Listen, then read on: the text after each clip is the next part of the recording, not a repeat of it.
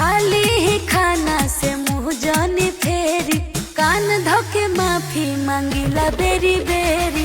खाली ही खाना से मुँह जानी फेरी, कान धोके माफी मांगिला बेरी बेरी।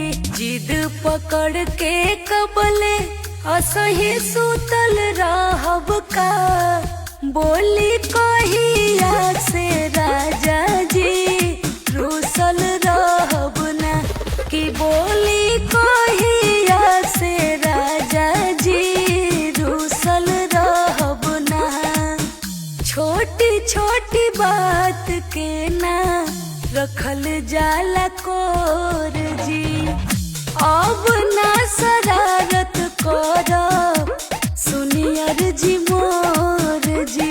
तनी सा बतिया खाती कबलेटी हो कल रहब ना, बोली कहिया से राजा जी रुसल रहब ना, कि बोली कहिया से राजा जी रुसल रहब ना।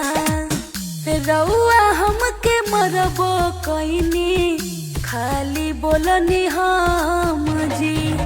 सोच के देखी बात में नइखे कौनो दाम जी। रवि उपेंद्र बोला कबले घुसल रहब ना, बोला कहिया से राजा जी रुसल रहब ना, कि बोला कहिया से राजा जी रुसल रहब ना।